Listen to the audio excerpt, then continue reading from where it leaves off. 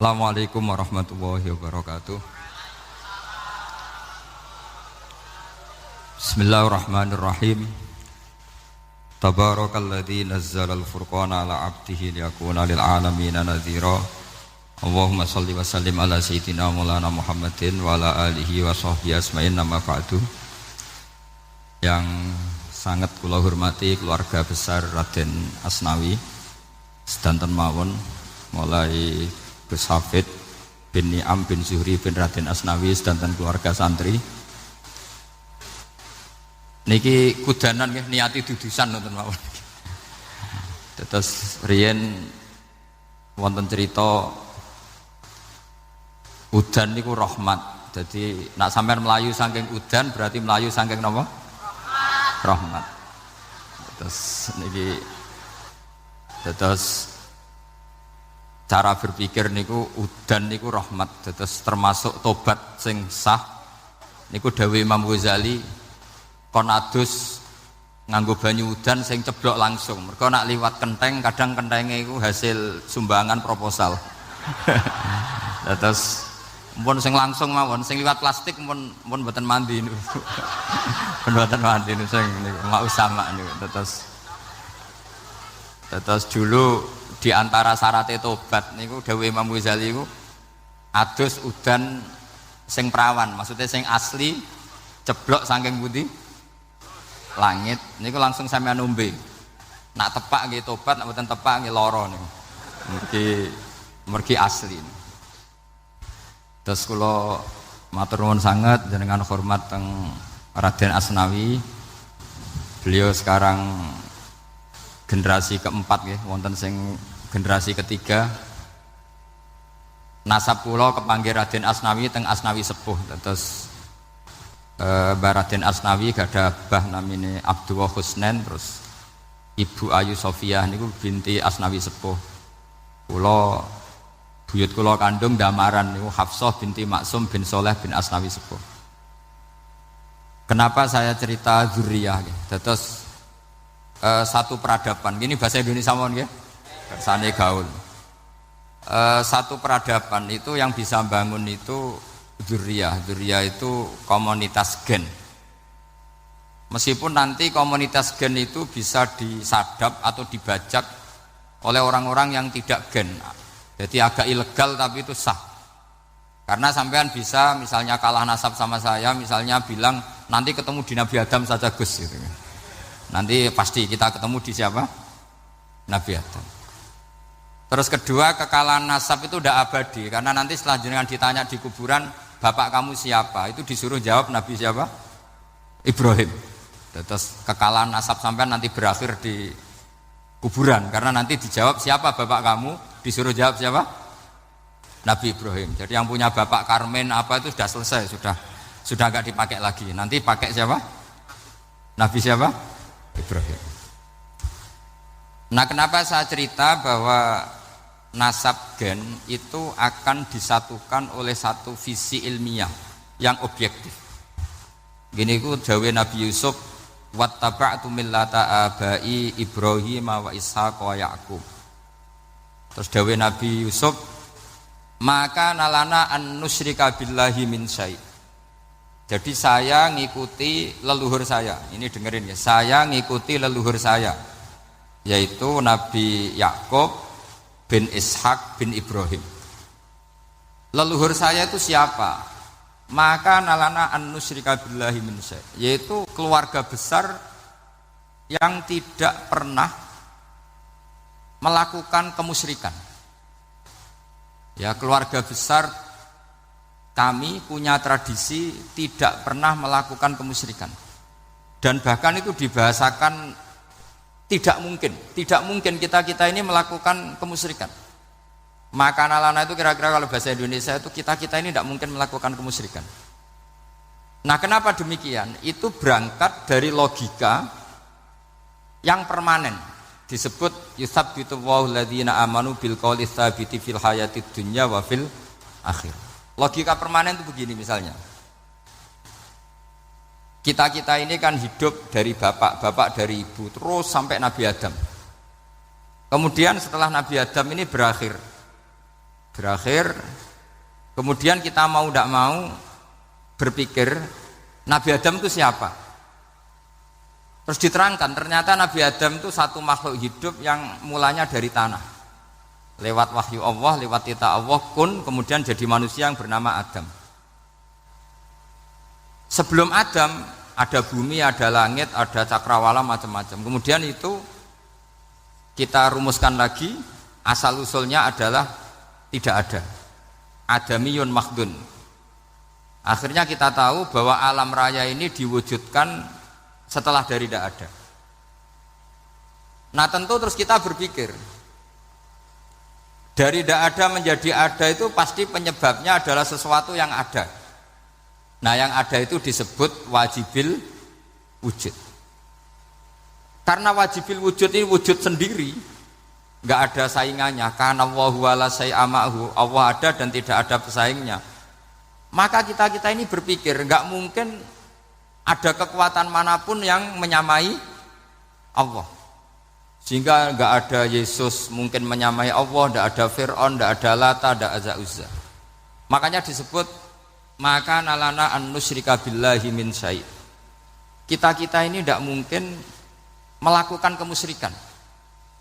Sama ndak usah tanya saya, Gus, tapi orang menjadi musyrik itu kan mungkin. Jawabannya itu tetap nggak mungkin.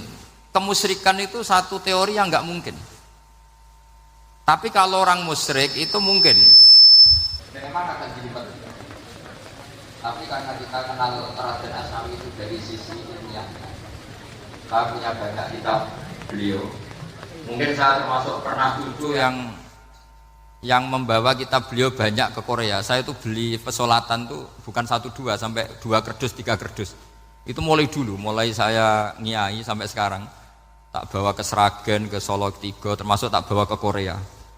Jadi mungkin ya ini GR saya ngaji di sini itu barokahnya jualan pesolatan. Tapi bukan jualan yang cari laba enggak, karena tak gratiskan, tapi itu dagang akhirat lah kira-kira gitu. Jadi kalau saya masuk neraka kita era pantas bakul pesolatan kok masuk neraka gitu. Kayak itu enggak pantas itu. Karena saya termasuk orang ya yang cara berpikir itu optimis. Dulu di sini ada orang alim alama namanya Raden Asnawi. Terus kemudian sejarah agak berpolemik, ada mengatakan beliau itu muridnya Syekh Nawawi, ada mengatakan tidak. Apapun itu yang saya yakini adalah beliau ya saling istifadah lah, saling bermanfaat bagi Syekh Nawawi Banten. Saya punya catatan sejarah banyak tentang Raden Asnawi karena guru-guru kita itu akan ketemu di Syekh Nawawi Banten. Yaitu kita tahu misalnya saya ngaji Mbah Mun ngaji Mbah Zubair misalnya ngaji Syekh Fakih Mas Kumambang, ngaji Mbah Mahfud, terus ngaji Sayyid Abi Bakar Sato, terus ngaji Sayyid Zaini Dahlan. Kalau keluarga sini mungkin misalnya Gus Hafid, Mbah Niam, Mbah Zuhri, terus Raden Asnawi. Raden Asnawi kita tahu nikah dari istri mudanya Syekh Nawawi, yaitu Nyai Hamdana. Saya sering diceritani Mbah Mun, terus Nyai Hamdana punya anak yang namanya Zuhriyah dari Syekh Nawawi. Kemudian setelah dinikahi Raden Asnawi punya anak namanya Zuhri, Minan, Niam, terus sampai ke Gus Hafid itu, Hafid bin Niam. Kenapa saya cerita ini? Karena kealiman itu adalah sesuatu yang dibanggakan Allah. Imam Amudi itu ulama ahli matematika. Jadi ada ulama itu ahli matematika. Dia nggak pernah ngajarkan pesolatan, zakat, sholat, tapi dia ngajar matematika. Kemudian dari matematika itu beliau menjadi ahli tauhid. Sehingga nanti Mungkar Nakir itu nggak akan tanya dia marabbuka wa manabuka, karena dia punya rencana. Yang ngajar tauhid itu saya kata. Jadi kalau dia malaikat akan marabbuka, pangeran kamu itu siapa? Malaikat malah dilawan. Kamu pernah ngajar tauhid? Saya ini guru tauhid. Singkat cerita, saking keramatnya Imam Amudi, kata Allah, ya Amudi, presentasikan ilmu tauhid yang lewat jalur matematika ke semua malaikat saya. Semua malaikat saya tahu cara berpikir matematis.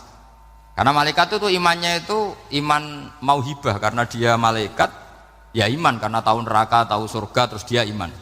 Kalau kita ndak, kita iman tuh pakai logika, jadi lebih keren. Loh betul. Malaikat itu ketika bangga, ya Allah, apa ada orang yang imannya di atas kita? Jawabnya Allah ada. Siapa? Ya orang-orang kudus, kata Allah. Kira-kira gitu. Kenapa? Ya betul. Karena kamu iman saya itu wajar, kamu tahu saya. Tapi mereka nggak tahu saya tapi iman. Kenapa bisa iman ya Allah? Karena mereka punya logika, punya akal. Akhirnya Imam Amudi disuruh sama Allah presentasikan logika tauhid kamu lewat jalur matematika. Malaikat disuruh dengerin semua, isma'u ya malaikati, ini mimpinya wali. Terus Imam Amudi mulai mengajarkan nisbatul isnaini ilal wahid wa nisbatus salasa wal arba'ah ila ma la nihayatalah niku binisbatin wahidah, yaitu far'un minal asli wa wa al wahid. Mbok angka sebanyak apapun 2, 3, 4 sampai 1 miliar itu nisbatnya ke angka 1 adalah nisbatul far'i ilal asli. Semuanya berasal dari 1. Maka hadhil awalim atau hadal alam ila ma la nihayatalahu tetap semuanya ini cabang dari 1, yaitu wujud dari 1, yaitu Allah Subhanahu wa ta'ala. Sehingga semenjak itu ditiru sekian ulama. Akhirnya malaikatnya mantuk karena kepastian kalau Allah satu yang diyakini malaikat itu sepasti logika yang dibangun orang-orang manusia ini, padahal tidak ngerti Allah Subhanahu wa ta'ala karena pakai akal. Sehingga di pondok itu orang harus ngerti mantek. Orang mantek itu ilmu yang jelimet tapi menyenangkan. Biasanya sing sinau ambek rokokan, sawangannya kayak filosof. Jadi paling gak agak paham dia alasan. Sementing nikmati rokok, tapi pikir nikmati pemikirannya, ternyata nikmati rokok. Kayak kemarin saya datang ke resepsinya Gus Agil, saya itu tertawa terus karena dengerin Habib Mutahar. Saya membaca bahayanya rokok. Setelah tahu bahayanya saya berhenti membaca. Tak pikir itu kan setelah tahu bahayanya saya berhenti merokok, ternyata enggak. Saya baca bahayanya apa? Merokok. Setelah saya baca, maka saya berhenti membaca, gitu. Bukan berhenti merokok. Itu ilmu kelas tinggi seperti itu harus mantap. Pernah beliau ditegur dokter, Beb, kalau rokok terus nanti mati. Tenang saja, saya masih bawa korek. Dikira itu kan orangnya yang mati, ternyata beliau enteng saja. Santai aja dok, saya masih bawa korek. Jadi saya bukan nyarankan santri rokok, tapi orang rokok itu memang punya logikanya sendiri. Kalau Banafek Hajen itu masih pernah bahas saya juga. Karena Banafek juga turunan Mbah Mutamakin. Hak, rokok itu haram tau ora? Nak cara kula darani haram sebuti Mbah. Lah iya, nak haram ya bener aku. Mulane tak obong, barang haram apike diobong. Jadi saya sama orang-orang sepuh itu tidak pernah menang.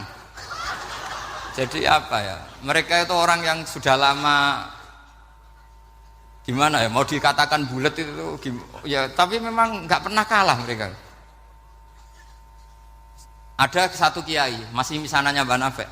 Ini rokok 2 katanya. Bagi yang nggak ngerokok berarti membiarkan 2 haram masih. Bagi yang merokok berarti mengurangi haram. Kalah lagi saya. Jadi saya tuh pernah dibully 2 mbah saya. Karena 2 mbah saya ini rokok semua. Akhirnya saya sing nom ngalah gitu. Karena saya tidak mungkin bilang sing waras ngalah karena kalah sepuh gitu. Jadi ya sudah, mau tidak mau harus bilang sing nom kalah. Tapi yang penting itu kita mendengar. Jadi ternyata sepinter-pinternya kita itu mesti kalah pinter sama yang sepuh-sepuh itu. Jadi kalau tahu bahayanya rokok lewat membaca ya harus berhenti merokok. Berhenti membaca katanya. Nah malaikat ini cerita lagi malaikat. Saya memang dari awal niat hormat Raden Asnawi karena buyut-buyut beliau itu ketemu di buyut saya. Saya ini turunan Mbak Asnawi sepuh. Terus cuma buyut saya itu nikah Lasem, terus saya keceluk cucunya keluarga Lasem. Sebenarnya saya juga cucu Kudus. Tapi terus alhamdulillah sekarang kembali karena buyut saya menyuruh saya ngajar di Damaran, terus sampai sekarang saya ngajar di Damaran. Tapi buyut saya itu masih lahir di Damaran. Namanya Mbak Hafsah, itu Hamsah binti Maksum bin Soleh bin Asnawi sepuh. Sama seperti nasab di sini Raden Asnawi, Mbak Abdul Husnan, terus Nyai Ayu Sofiyah, terus Mbak Raden Asnawi. Saya mau cerita, jadi ilmu itu lebih keren kita. Sehingga Rasulullah Shallallahu Alaihi Wasallam pernah ngendikan, saya ini rindu sekali li ikhwani, kata Nabi itu ikhwani. Kata sahabat bilang, alasna ikhwanaka ya Rasulullah, bukankah kita ini saudara kamu, saudara engkau ya Rasulullah? Tidak, antum ashabi, kamu itu sahabat saya. Siapa teman-teman kamu itu ya Rasulullah? Yaitu kaumun yang tidak melihat saya, kemudian iman kepada saya. Jadi mereka seperti kita semua di Kudus ini tidak melihat Rasulullah Shallallahu Alaihi Wasallam, tapi iman sama Nabi. Dan ketika malaikat yubahi bikum malaika, Allah bangga dengan malaikatnya, membanggakan kita. Sampai malaikat tuh sentimen, kok bisa ya Allah? Ya karena tadi, kamu iman sama saya wajar, karena kamu melihat surga, melihat neraka, melihat aras. Sementara orang Kudus coba ngelihat apa? Paling simpang 5, apa simpang 7 itu. Tapi imannya nggak kalah dengan malaikat. Kenapa nggak kalah? Karena tadi kita diajarkan bahwa nisbatul isnaini wassalasah wal arba'ah ila ma la nihayatalaha itu sama-sama nisbatul far'i ilal asli. Tetap yang asli adalah angka 1. Jadi nggak mungkin aslu hadhil asya nggak dari Allah itu, nggak mungkin. Tetap dari zat yang satu. Kemudian tentu ini bukan nisbatul walad ilal walid, anak ke bapak tentu enggak. Tapi nisbatul khaliq sama makhluk. Tapi apapun itu pasti satu. Sehingga Imam Amudi akhirnya masuk surga lewat jalur itu, tidak usah lewat pertanyaan man rabbuka wa man nuka. Kelasnya disuruh ngajar malaikat. Saya punya rencana jadi pengajar malaikat nanti itu kan. Jadi orang-orang Kudus yang dapat barokahnya Raden Asnawi nanti jangan mau kalau ditanya man rabbuka wa man nuka. Kelasnya itu harus apa? Jadi gurunya malaikat. Karena bapak kita Nabi Adam itu keren. Nabi Adam itu adalah orang yang disuruh Allah dipresentasikan, dibanggakan Allah di depan para malaikat. Ketika ada malaikat yang agak hasut, tapi itu tidak malaikat papan atas, malaikat yang kebanyakan. Itu kan agak gak terima Nabi Adam jadi apa? Khalifah. Sampai malaikat ini usul ataj'alu fiha ma yufsidu fiha wasfikut. Makanya kalau saya protes sama malaikat itu malaikat yang ini, bukan Jibril sama Israel. Kalau protes Israel bahaya. Bisa dihabisin. Saya pernah ditanya seorang kiai, Gus jenengan gojlok malaikat kok berani? Ya karena malaikat yang jenis ini pernah gojlok Nabi siapa? Adam. Enggak percaya kalau Nabi Adam itu layak mimpin, sampai protes ataj'alu fiha may yufsidu fiha wasfikut dima. Tapi apa yang terjadi? Allah mengajarkan satu ilmu di Nabi Adam, kemudian disuruh meresentasikan. Qala ya Adamu ambihum bi asma'ihim. Adam, coba kamu presentasikan ilmu kamu. Setelah Nabi Adam fasih mempresentasikan ilmu, kata Allah, kamu bisa enggak sepinter Nabi Adam? Enggak bisa ya Allah. Makanya sudah saya bilang ini a'lamu malah. Saya lebih tahu siapa yang layak mimpin. Jadi layak mimpin itu pertama harus kuwatul ilm. Ilmunya itu harus kuat. Nanti saya akan cerita hubungannya Raden Asnawi dengan Syekh Nawawi. Apa itu hubungan teman, apa murid guru, itu memang masih jadi polemik sampai sekarang. Kalau saya ya keyakinan saling istifadah. Ini bahasa netral, tidak murid guru tapi saling apa? Istifadah.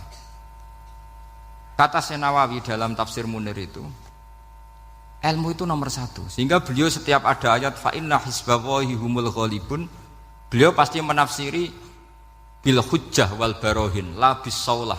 Saya masih ingat betul takbirnya, memang saya hafalkan. Tapi bukan untuk modal pidato mboten, modal sebagai wong alim. Kalau pidato gampang. Pidato itu semua orang bisa. Kalau jadi orang alim itu tidak gampang. Lebih susah lagi wong alim berpidato. Itu kalau nggak pernah mbah saya tidak mau. Karena memang saya terkenal nggak suka pidato. 1 memang nggak bisa. Nomor 2 tidak ingin. Nomor 3 ya rugi. Karena pidato itu nasib-nasiban itu. Kalau nasib baik kamu tidak paham itu, wah Gus Ba ilmunya tinggi sehingga kita tidak paham itu kalau nasib baik. Kalau nasibnya ada baik, nak ngendikan bulat sama no. Itu tepak-tepakan. Dan Syekh Nawawi itu benar, Raden Asnawi juga benar, semua guru-guru kita benar. Karena agama ini sebetulnya bukan masalah negara, tapi masalah logika yang sehat. Uni Soviet itu pernah mengkooptasi Uzbek, Ceknya, Tajikistan. Itu 100 tahun. Orang dipaksa ateis. Tapi orang-orang Uzbek, saya sering ketemu ulama Uzbek, kadang ketemu di Korea, kadang di Malaysia. Orang-orang Uzbek itu punya basement di bawah tanah. Kemudian di bawah tanah ini mereka ngajarkan tauhid. Ngajarkannya ya gampang. Misalnya ini sesuatu yang ada, iya ini. Ini ada penciptanya enggak? Ya ada. Siapa? Tukang katanya. Yang penting itu enggak ada logika bahwa sesuatu yang ada disebabkan oleh ketiadaan. Lah orang komunis, orang ateis itu orang yang mengatakan alam ini didahului oleh nihilisme, oleh adamiyah. Masuk akal enggak sesuatu yang ada, penciptanya sesuatu yang tidak ada. Sehingga orang anak-anak Uni Soviet itu enggak pernah kepikiran membenarkan ateis, itu enggak pernah. Bareng Uni Soviet ada itu Glasnost Perestroika itu kemudian hancur, semuanya langsung menjadi negara Islam, termasuk Uzbek, Tajikistan, karena diajari ilmu, bahwa ilmu itu yang nggak pernah kalah oleh negara. Sehingga saking pedenya Rasulullah SAW ketika Sulhul Hudaybiyah, ini agak jelimet tapi gampang dicerna. Sulhul Hudaybiyah itu satu perjanjian yang semuanya merugikan Rasulullah. Yaitu kalau orang kafir masuk Islam disuruh kembalikan ke kafir, karena kafir itu bagi mereka habitat, Islam itu hal yang baru. Tapi kalau orang Islam menjadi kafir nggak boleh kembali Islam, berarti kembali ke habitat. Semua perjanjian itu merugikan. Sampai masyhur Sayyidina Umar protes ke Rasulullah, jenengan masih nabi. Itu kan ekstrim tanya, jenengan sampai sekarang masih nabi? Ya, saya masih nabi. Kenapa tanya demikian? Karena semua perjanjian merugikan Islam, menguntungkan orang apakah? Kafir. Semua sahabat sebetulnya persis Sayyidina Umar protes, kecuali Abu Bakar. Lama-lama akhirnya di antara perjanjian itu berbunyi begini. Tapi saya minta satu hal, orang boleh mendiskusikan Islam tanpa tekanan. Itu saja permintaan Nabi. Orang boleh mendiskusikan Islam secara bebas, tidak tertekan. Karena orang-orang kafir melihat itu hal yang biasa, ya nggak masalah Muhammad. Akhirnya orang diskusi. Islam itu apa sih? Islam itu orang yang menuhankan Allah. Allah itu siapa? Zat yang menciptakan langit dan bumi. Lama-lama orang kafir berpikir, wah keren, Tuhannya Muhammad bisa bikin langit dan bumi. Nggak kayak Tuhan kita, malah kita yang bikin. Jadi mulai debat itu terus ada yang cerita lagi. Saya pernah loh nyembah Lata, pas itu dikencingi luwak. Masa ailahun yabulu ali sa'laban, masa Tuhan kok dikencingi luwak? Terus yang agak-agak ahli kitab ya diskusi lagi. Wah kayaknya Yesus tidak Tuhan lah. Masa Tuhan kok kelaparan, lemes, wah repot nanti. Jadi makanya Allah ketika gojlok wa ummuhu siddiqah kana yakulani ta'am. Mal masihu ibnu Maryam illa rasul qad khalas min qablihir rusul wa ummuhu siddiqah kana yakulanit. Coba paradok enggak misalnya, kamu didolani Nabi Isa terus ketok lemes. Kenapa Tuhan? Saya agak sakit keroi dulu. Kan enggak kebayang itu. Punya Tuhan yang sakit setelah makan sehat terus. Kan enggak kebayang seperti itu. Ketika Nabi punya konsep Tuhan, Tuhannya Muhammad itu siapa? Yaitu zat yang la awalalah, zat yang pertama. Lalu Tuhan itu siapa? Tuhan itu yang menciptakan langit bumi. Tuhan itu siapa? Yang memulai segalanya. Lama-lama mereka berpikir, wah kalau gitu yang benar itu Islam. Maka kata Imam Zuhri, Syihabuddin Az-Zuhri, famaka nafathun fil islami a'zoma min sulhil Hudaybiyah. Innamaka nasu yatafaduluna fil hadis wal munaza'ah. Semua teks riwayat itu ada kata wal munaza'ah. Orang bebas ngomong dan berdebat. Munaza'ah itu berdebat. Terus akhirnya falam yatakallam ahadun bil islami yaqilu syai'an illa dakhala fihi. Kemudian setelah berdebat dan mereka tahu Islam, pasti akhirnya masuk Islam. Dan itu yang sekarang terjadi di dunia. Makanya saya pernah ditanya seorang profesor, Gus, kalau di Jogja ada sekolah perbandingan agama, menurut Anda gimana? Asal itu tentang agama, enggak apa-apa. Tapi kalau yang dibandingkan umat Islam itu jangan. Karena nanti kalau di Indonesia kira-kira yang copet itu ditanya agamanya juga Islam, yang koruptor juga Islam. Jadi kalau yang dikaji Islamnya enggak apa-apa, tapi orangnya jangan kata saya. Karena yang bulat ya banyak, yang enggak sholat ya banyak. Tapi kalau Islamnya saja, misalnya adu konsep tentang Tuhan. Masyhur kita mungkin banyak yang melihat itu debatnya Stanley Fischer sama Ahmad Didat ini. Tuhan kamu siapa ini itu sama Didat cerita Tuhan saya itu lam yalid walam yulad walam yakul lahu kufuwan. Itu spontan ada seorang mahasiswi bilang, sepertinya Tuhan Anda lebih menarik. Karena Tuhan Anda yang menciptakan langit bumi, yang Tuhan ini kok lahirnya sudah di bumi, masa lahir-lahir langsung jadi Tuhan. Jadi akhirnya falam yatakallam ahadun bil Islam yaqilu syai'an illa dakhala fihi. Sehingga agama ini apa? Agama itu adalah kalimat tauhid. Kalimat itu apa? Logika yang terbangun. Nah, ketika logika itu terbangun maka disebut yusabbitu Allahu alladzina amanu bil qaulis tsabit fil hayatid dunya wa fil akhirah. Allah itu akan menetapkan satu kaul, satu presentasi ilmiah atau satu kesimpulan ilmiah. Yang kesimpulan itu nyata benarnya.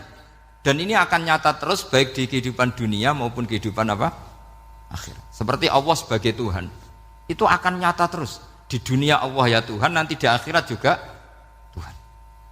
Tapi Tuhan selain Allah, maka menjadi Tuhan ini nunggu ada yang menuhankan. Misalnya Fir'aun, itu jadi Tuhan karena ada yang menuhankan. Sekali dia mati, dia sudah aset wisata, bukan Tuhan lagi. Makanya gejolokannya orang ulama Arab, kalau ketemu ulama Mesir, kalau gejolokan itu lucu. Orang Arab, ada Abu Jahal, Abu Lahab, penggaweane ngusir Nabi gitu. Itu gejolokannya ulama Mesir. Kata ulama Arab, kamu gayanya benci Fir'aun, tapi rizki kamu dari wisata melihat Fir'aun. Itu gejolokannya ulama Arab sama ulama Mesir. Sehingga agama ini mengajarkan apa? Satu kalimat. Makanya kamu harus belajar mantek. Dulu Raden Asnawi ya pengajar mantek. Dulu buyut saya di sini Mbah Fauzan, abahnya Mbah Pah itu, mbahnya itu juga pengajar mantek. Karena di antara yang diceritakan Allah itu wa ja'alaha kalimatam baqiyatan fi aqibih. Tugas utama Nabi Ibrahim adalah menjadikan satu logika. Kalimah itu logika. Itu menjadi logika yang abadi, baqiyah itu abadi. Fi aqibih, di anak turunnya Nabi Ibrahim. Misalnya begini, saya beri contoh ya. Misalnya saya mengatakan teh ini hitam, itu menjadi kalimah karena diucapkan, tapi tidak menunjuk hakikat karena tehnya berwarna apa? Kuning. Sehingga Quran kalau menyalahkan orang kafir itu ngendikannya kaburas kalimatan takhruju min afwahihim. Omongannya orang kafir itu menjadi kalimat karena diucapkan dari mulutnya. Kenapa menjadi kalimat? Karena diucapkan tapi tidak menunjuk hakikat. Seperti orang mengatakan 2 ditambah 2 itu 10. Itu kalimat, tapi kalimat yang salah karena tidak menunjuk hakikat. Seperti orang kafir mengatakan Tuhan itu 3. Itu kalimat karena diucapkan, tapi tidak menunjuk hakikat. Tapi ketika seseorang mengatakan Allah itu Tuhan, Tuhan itu satu, itu disebut kalimatu haqqin 'alaiha nahya wa 'alaiha namut. Temriki tahlilane wa 'alaiha napa wa biha? Wa 'alaiha napa wa biha? Waliha ya, ada yang tahlilan wabiyah, itu nggak tahu sanatnya dari mana, pokoknya ada yang waliha, ada yang biha. Kenapa dikatakan kalimat tauhid? Karena kalimat yang dari kesimpulan berpikir. Dan agama ini dibawa Nabi Ibrahim itu untuk membawa kalimat tauhid. Ciri utama kalimat tadi, kamu yakin seyakin-yakinnya bahwa nisbatul snaini wassalasah wal arba'ah ila ma la nihayatalaha itu kanisbatisnain ilal wahid, yaitu semuanya far'un minal asli, aslinya adalah wahid. Sehingga di kitab, saya pernah ngaji Mbah Mun, namanya kitab Al-Husunul Hamidiyah, itu dikarang oleh ulama-ulama sekarang, itu diajarkan di MGS, ini mbah-mbahnya Gus Akil pendirinya madrasah MGS, itu ada gambarnya di situ. Di situ ada gambar piramida, ada gambar hewan, ada gambar pohon. Kata yang ngarang, gambar sedetail ini, sejelimet ini dimulai dari nuktah wahidah, tetap dimulai dari satu titik, dan ini disebut nuktatil wujud. Jadi mbok orang kudus sebanyak ini tetap dimulai dari satu orang, yaitu Adam. Adam dimulai dari ketiadaan. Lalu siapa al-mujid? Pewujudnya siapa? Hanya Allah Subhanahu wa ta'ala. Sehingga ulama-ulama termasuk Syekh Nawawi itu paling suka ngendikan semua makna Quran dikumpulkan di Fatihah, Fatihah dikumpulkan di Bismillah, Bismillah dikumpulkan di ba, karena di ba itu ada titik nukdotil wujud, yaitu disingkat bi kana makana wa bi yakunu ma yakun. Karena saya, kata Allah, semuanya akan ada, dan karena saya yang enggak ada semuanya suatu saat ada. Disebut nukdotil wujud. Nah, kita meyakini kalau Allah satu itu seyakin-yakinnya, karena enggak mungkin angka enggak dimulai dari angka satu. Begitu juga gambar seapapun julumete. Misalnya sampean gambar zaman saya kecil, gambar paling favorit itu apa? Kambing bertarung. Itu gambarnya kan susah. Daripada gambar kambing bertarung susah terus dibikin kotak saja, tembok. Kalau tanya gurunya, gambarnya mana? Di belakang tembok Bu. Ini itu dulu saya diwarai anak-anak nakal. Ya. Jadi semua satu gambar itu disuruh gambar harimau, yang satu disuruh gambar kambing bentrok, yang satu disuruh gambar matahari. Semuanya kotak semua. Ini itu Bu, gambarnya di belakang apa? Tembok. Maka nggak kelihatan kata. Jadi gurunya kalah cerdas. Yang guru itu sebenarnya nggak pernah menang, karena murid itu lebih pinter. Itu teman saya dulu kalau ngaji itu kalau tes itu ngerpek baca, gurunya marah, kamu tes kok baca? Enggak ngerpek Bu, ini belajar di kelas. Katanya belajar kapan saja di mana saja. Acuh.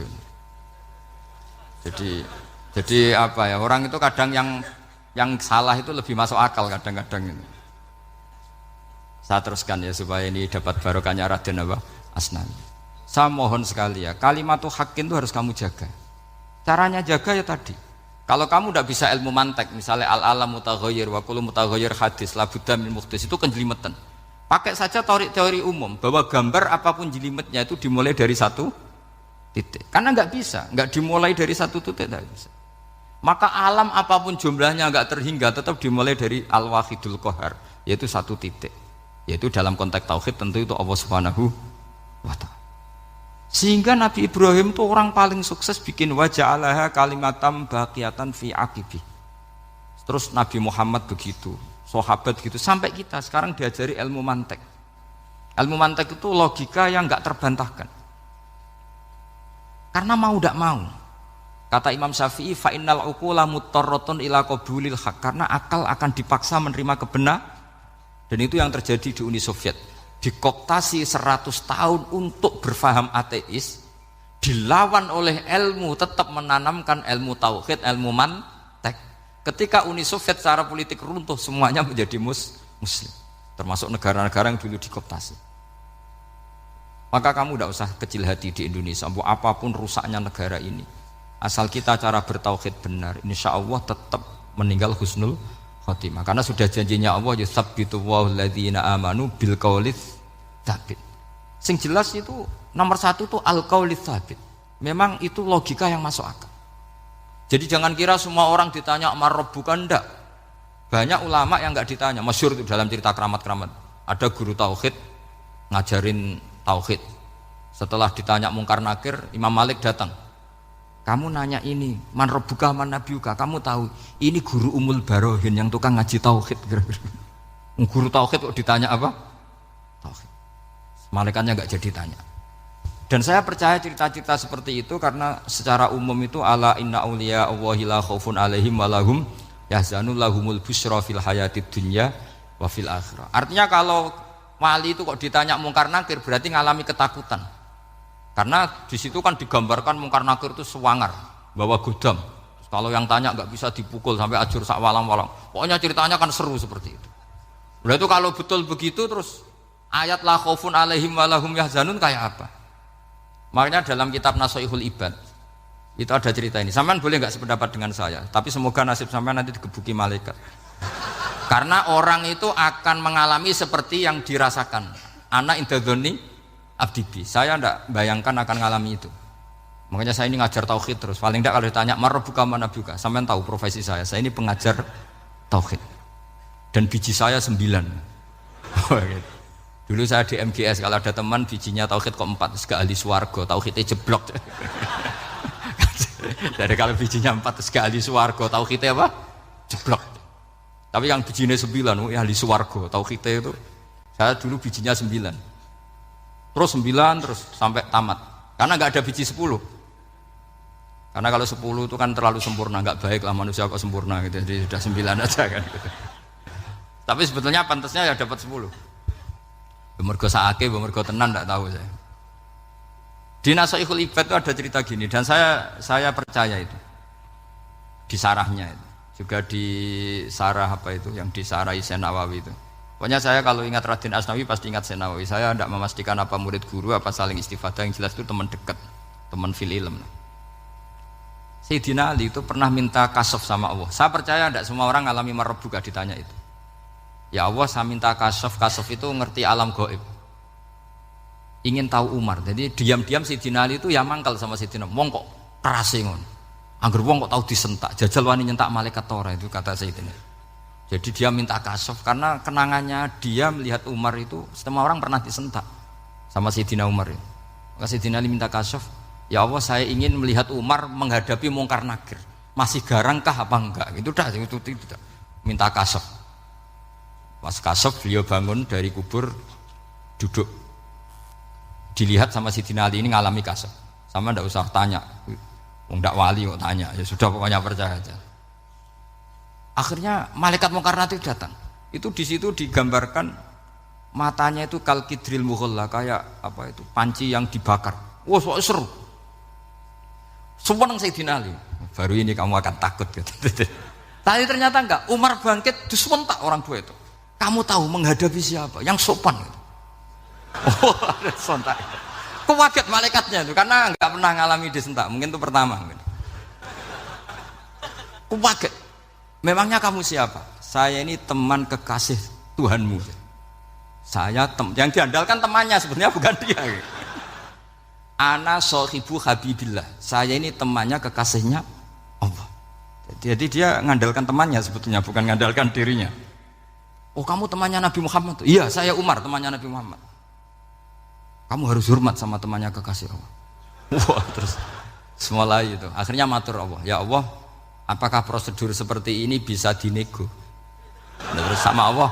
Oh iya katanya. Kamu kalau menghadapi kekasih saya jangan seperti itu katanya. Semenjak itu beliau sopan santun dua Mungkar Nakir gitu. Jadi ini berita gembira. Jadi sebetulnya itu enggak. Tapi kita ini kan enggak punya nyali nyentak Mungkar Nakir. Semoga dengan gelar kita doktor tafsir, doktor tauhid gitu. Atau paling enggak guru kutsiyah tauhid gitu. Atau siswa terbaik dalam materi tauhid. Itu harus kamu bawa status. Jadi sehingga nanti ini saya ranking 1 tauhid, masa masih ditanya marbuka waman nabiuka. Dan itu menurut saya sah. Sama nggak usah protes takbirin gitu, susah usah takbiran. Pokoknya takbirnya adalah wali-wali itu la khaufun alaihim walahum ya, mereka tidak akan mengalami ketakutan baik kehidupan dunia maupun kehidupan akhirat. Bahkan para malaikat itu mengatakan ke wali-wali nahnu auliyaukum fil hayatid dunya wa fil akhirah. Kita ini teman kamu, saudara kamu, mitra kamu. Masa mitra kok nutui itu kan nggak fair. Dan menurut saya paling efektif itu apa? Kamu harus punya rumus tauhid kayak Imam Amudi menemukan Tuhan. Imam Amudi itu menemukan Allah itu lewat ilmu matematika. Dan itu Allah saking senengnya disuruh ngajari para malaikat. Wa ya malaikati isma'u. Kamu harus mendengar, ini orang alim saya yang ahli matematika. Tapi justru itu ngerti bahwa asal usul alam itu minal wahidil qahar. Dari zat yang satu. Akhirnya Imam Amudi mulai ngajar tuh. Nisbatus naini wassalah sawal arba'ah ila mana nihayatalaha iku kabeh iku far'ul wahid. Akhirnya malaikat mantuk-mantuk. Nah, iman seperti itu akan setingkat keyakinannya dan keakurasiannya sama dengan imannya para malaikat. Makanya Nabi ngendikan tubaliman amanabi walam yaroni. Sebagian riwayat disebut sab amarot. Nabi ngendikan sampai 7 kali. Benar-benar keren orang yang tidak melihat saya kemudian iman kepada apa yang bisa menemukan itu? Hanya akal.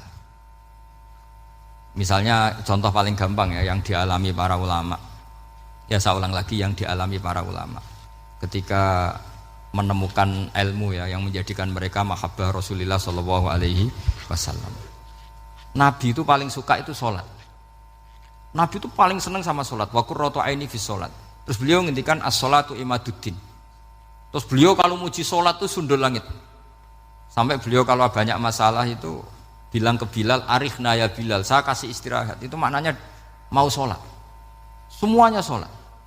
Pertanyaannya adalah, apakah mungkin seorang raja yang ambisi jadi raja, kemudian yang dikampanyakan adalah orang supaya sholat? Tentu kalau Nabi seorang raja, beliau akan kampanye gimana? Narik upeti kayak apa, narik pajak kayak apa, biar Nabi kaya. Enggak. Nabi itu paling tersiksa kalau orang tidak sholat, tersiksa kalau orang tidak sujud. Loh, kalau beliau seorang raja ngapain mempopulerkan sholat? Maka makna sholat imaduddin adalah sholat itu tiang agama. Maknanya tiang agama, kamu akan tahu betul kalau dia seorang nabi. Karena apa? Yang diajarkan adalah sholat. Loh, coba untungnya apa bagi Nabi Muhammad ketika umat Islam sholat? Kan tidak ada untungnya sama sekali. Justru itu kelihatan kalau dakwah beliau itu dakwatul haq, mengajak kebenaran. Loh, wong kok kampanyane kon sholat, mestinya nak kepengen sugih kan kon bayar pajak, upeti. Tapi enggak, Nabi itu ngajarkan apa? Orang supaya sholat. Dan ini diimplementasikan sama Raden Asnawi. Beliau ngarang pesolatan. Orang sealim itu yang dikarang pesolatan. Makanya saya tuh kagum. Saya saksinya banyak. Tanya murid-murid saya kalau beli pesolatan sak kerdus, saya kirim ke Korea, terus ke pedalaman-pedalaman itu. Karena saya butuh pesolatan, bahwa orientasi kita itu sholat. Sehingga wali-wali itu dulu, saya berkali-kali cerita kalau ngaji, wali-wali dulu itu kalau ditawarin Allah masuk surga itu tanyanya satu, ya Allah di surga ada sholat enggak? Kalau enggak ada saya enggak mau. Kalau sampean pasti enggak tanya gitu, pasti itu sudah ada. Sampean malah gini, enak mlebu swarga ora usah sholat mesti gitu. Sudah, jadi sudah lama sekali nganggap sholat itu problem. Dan itu berat masuk surga kalau begitu terus, itu berat. Itu pertanyaannya gitu. Karena alam rohani kita, saya ulang lagi, alam rohani kita itu tidak kebayang kalau kita hanya nyuwun sewu nikmati secara seksual, secara biologis. Makanya ada ulama ditanya, kenapa sholat itu lebih indah ketimbang nikmat al-wiqa misalnya, nikmatnya hubungan biologis. Jawabnya ulama itu gini, lucu, jawabannya sederhana. Nikmatnya kamu punya anak itu apa? Jawabnya ulama itu lucu. Kalau sakit dia sembuh, kalau hilang dia datang. Saya ulang lagi ya, kalau sakit dia sembuh, kalau hilang dia datang. Sekarang orang tua yang punya anak sakit koma di UGD atau di emergency, itu senangnya tuh mengalahkan kesenangan apa saja.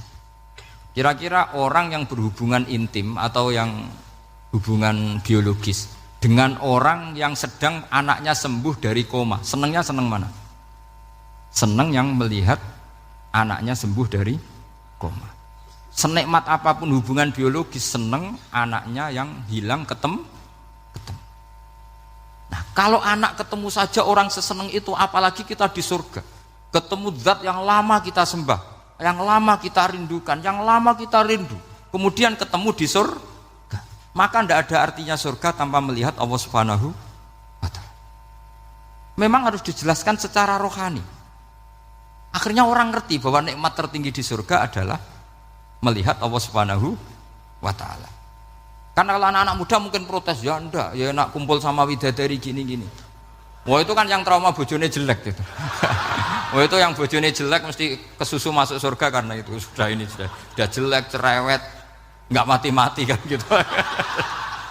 Terus dia ingin masuk surga mesti niate welek, mesti pikiran pertama itu kumpul widadari. Tapi ada ulama yang bikin analogi tadi, misalnya istri kamu cantik, kemudian anak kamu sakit, koma. Hubungan dengan istri sama dengar berita anak kamu sembuh, seneng mana? Seneng anak sembuh. Sama anak yang hilang, seneng mana? Anak yang hilang ketemu. Maka terus ulama bisa menjelaskan itu. Kalau orang ketemu anaknya seseneng itu, apalagi ini ketemu Tuhannya yang bertahun-tahun disembah, kemudian tidak pernah melihat. Di surga itu nanti kita melihat Allah Subhanahu. Makanya Allah begitu bangganya mempromosikan surga. Surga itu apa? Surga itu wujuhu yauma idzin nadhirah ila rabbiha nadhirah, yaitu wajah-wajah berseri-seri dan melihat Allah. Itu tanpa dijelaskan seperti ini Anda akan janggal, enaknya di mana? Tapi setelah dijelaskan detail gini oleh ulama, maka kita akan tahu an-ni'matul uzma sing enggak ada perbandingannya adalah nikmat masuk apa? Surga karena melihat Allah Subhanahu wa Ta'ala. Ya, jadi saya berkali-kali pokoknya minta sekali, hadil umat harus umat yang rasional, terutama dalam mengemban tauhid. Karena tauhid ini yang disebut kalimah. Sampai Allah mengistilahkan kepada Nabi Ibrahim itu wa ja'alaha kalimatam baqiyatan fi aqibih. Kalimat tauhid adalah kalimat yang akan abadi di anak cucunya Nabi Ibrahim. Baik anak cucu yang karena gen mau anak cucu yang karena sebab, yaitu santri dengan kiai. Dan itu caranya gimana? Umat Islam jangan berhenti belajar mantek. Makanya di MGS, di Qudsiyah, di TBS semua pondok pasti ngajarkan mantek, di Bendan, ilmu logika. Itu tadi, kalau kamu tidak bisa menemukan tauhid dengan cara tadi, dengan cara al-alam mutaghayyir wa kullu mutaghayyir hadis la budda min bukhtis, Paling tidak pakai ilmu yang dilakukan Rasulullah SAW. Yaitu masyhur itu. Saya sering cerita di mana-mana. Ada orang namanya Jubair bin Mut'im, Muhammad bin Jubair bin Mut'im. Itu dulu dia kafir. Dia orang pinter sampai dipasrai jadi negosiator untuk mengurus tawanan perang Badar yang ditawan Rasulullah SAW. Ketika datang di Madinah, delalah pas maghrib, Nabi baca wattur wa kitabim mastur. Di antara ayat yang dibaca Nabi itu am khuliqu min ghairi syai'in. Masa manusia sebanyak ini kemudian mereka diciptakan oleh ketiadaan. Min ghairi syai'in itu oleh ketiadaan. Masa alam raya yang wujud ini, alam raya yang punya eksistensi ini kemudian penciptanya adalah ketiadaan. Padahal wal adamu la yakhluqu wa la yu'assiru wa la kadza wa kadza. Tentu sesuatu yang tidak ada itu tidak bisa dikatakan sebagai pencipta. Wong nggak ada, jadi faktor saja nggak mungkin apalagi jadi pencipta. Itu Nabi habis sholat langsung beliau sungkeman, ya Muhammad, saat ini juga saya iman. Karena logika yang dibangun ayat yang kamu baca itu menghabiskan semua logika saya. Intinya logika tauhid itu akan mengalahkan semua teori non tauhid. Itu yang disebut bal naqdhifu bil haqqi 'alal batili fayadmaghuhu fa idza huwa zahid. Kebenaran tauhid itu akan menghancurkan kekuatan apa saja. Fayadmaghuhu itu di tafsir Tobari disebut dorbatan tasujud dimah. Satu pukulan sing sampai menjadikan otak itu hancur. Mulanya disebut damagho, dimah itu maknanya otak. Maka kamu usah khawatir kalau Islam didiskusikan di Uni Soviet, didiskusikan di Kanada, didiskusikan di Korea, pasti kalimat tauhid akan mengalahkan kalimatul batil. Pasti ja'al haqqu wa zahaqal batil, innal batila kana zahuq. Tapi syaratnya kita harus kuat. Makanya saya ini senang sekali yang namanya ngaji itu, saya senang. Karena saya tadi bercita-cita ingin jadi dosen setelah mati. Karena di dunia sudah tidak jadi apa? Dosen. Saya ingin seperti Imam Amudi. Pertama ketemu Allah, beliau disuruh ngajar malaikat tentang ilmu apa? Matematika yang mengarah ke tauhid. Jadi diajarkan. Kamu tahu angka 2, angka 3, angka 4, semuanya bersumber dari angka 1. Berarti semuanya berawal dari 1. Gak tahu setelah itu malaikatnya dites lagi apa enggak, enggak tahu. Pokoknya pas itu malaikat ya paham semua, oke. Kayak apa hebatnya umat Rasulullah Shallallahu Alaihi Wasallam? Karena akalnya kuat. Sehingga kita harus kuat. Sehingga kalimat yang benar disebut kalimatul haqqin alaiha nahya wa alaiha. Nah, kalimat yang salah disebut kaburat kalimatan takhruju min afwahim. Kalimat menjadi kalimat karena diucapkan, tapi tidak menunjuk hakikat. Kayak ini misalnya, ini tutup, ini putih. Terus saya katakan hitam. Berarti saya mengatakan ini hitam sebagai kata-kata karena diucapkan, tapi tidak pernah menjadi hakikat karena hakikatnya ini putih. Itu hebatnya Quran. Makanya Quran kalau gue jelek orang kafir itu, gue jelek orang kafir itu sebut apa? Kaburas kalimatan takhruju min afwahim. Tapi untuk kalimat tauhid dikatakan apa? Yusabbitu walladzina amanu bil qaulits tsabit fil hayatid dunya wa fil akhirah. Sebagian disebutkan wa ja'alaha kalimatam baqiyah. Kenapa kalimat tauhid itu kalimat yang abadi? Karena Allah sebagai Tuhan di dunia juga sebagai Tuhan di akhirat, dan selalu Tuhan pada masa yang tidak terbatas. Itu disebut wa ja'alaha kalimatam baqiyah. Kemudian umatnya Nabi mengganti kalimat yang gampang. Allah punya sifat baqa, punya sifat akhir. Maksudnya akhir itu la akhirah. Terus semuanya. Yang paham ya alhamdulillah, yang enggak paham dikon ngapal wujud kidam baqa mukhalafatul khawadisi qiyamuhu binafsi wahdaniyat kudrat irodat. Wes paham. Lah kok sing rada alim terus roh bedane iki sifat ma'ani iki maknawiyah. Cara Mu'tazilah ngene, cara ahli sunnah ngene. Wah itu sudah kejlimetan. Sementing pokoknya wujud kidam.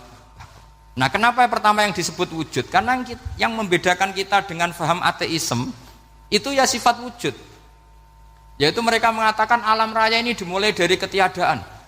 Wah itu akal mana saja itu nggak bisa nerima, masa ketiadaan menciptakan sesuatu yang ada.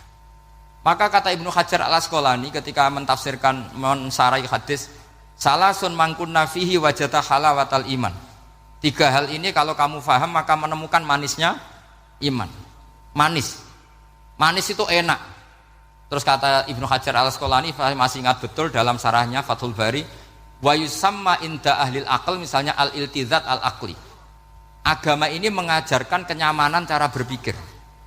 Coba kalau sampean seorang doktor atau seorang profesor atau seorang pinter, kemudian kamu dipaksa mengimani bahwa alam ini diciptakan oleh ketiadaan, itu bisa tidur gak? Oh, tidak bisa tidur. Sampean misalnya orang pinter, dididik di kampus atau dididik di pondok, alam ini yang wujud, yang menciptakan itu sesuatu yang tidak wujud, kamu bisa tidur tidak kira-kira? Ini guru apa? Ini sarap ini. Mosok hadil maujudat khalaqahal adam, sesuatu yang wujud diciptakan ketiadaan. Tapi agama ini membawa sesuatu yang menyenangkan untuk akal, yaitu hadhil maujudat khalaqaha wajibul wujud.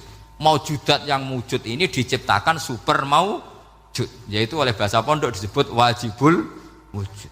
Kan terus seneng, wajar dong kalau sesuatu yang ada diciptakan oleh yang ada. Nah tentu ada pencipta, terus ada super, disebut wajibul wujud. Kan terus enak. Nah, itu kata Ibnu Hajar Al-Asqalani disebut wajadah halawatal iman. Sehingga kita tidak usah khawatir. Makanya saya itu termasuk orang yang nggak khawatir. Apapun rusaknya dunia ini, kacaunya dunia ini akan kalah dengan kalimatut tauhid. Karena kalimat ini ketemu apa saja pasti menghancurkan. Yaitu disebut bal naqdhifu bil haqqi 'alal batil fayadmaghuhu fa idza huwa zahid. Kalimat hak ini akan menabrak apa saja. Dan yang ditabrak pasti hancur. Makanya sampai tidak usah khawatir misalnya ada negara ateis di Cina, di Korea. Kita yakin asal yang diteliti itu agama Islam pasti menang. Nah yang susah kalau yang diteliti orang Islam, itu susah. Karena yang copet kadang-kadang ya umat. Apalagi di negara yang mayoritas muslim, nanti copetnya, premannya, koruptornya semuanya beragama Islam. Makanya kita hanya punya pilihan dua itu, umat Islam dan Islam yang kumat itu dok. Kalau tidak umat Islam ya Islam yang kumat. Tapi kalau kalimat tauhid itu kalimat yang aman, tak jamin. Tak jamin 100%. Sehingga saya itu kalau ditanya Profesor Pak Bahak, kalau suatu saat Indonesia jadi negara yang sangat terbuka, kemudian ada sekolah perbandingan agama, menurut Anda prospek Islam gimana? Saya jawab asal yang dikaji Islamnya bukan orangnya, pasti Islam tetap prospek. Asal yang dikaji apa? Islamnya bukan orangnya. Kalau orangnya ya Masya Allah.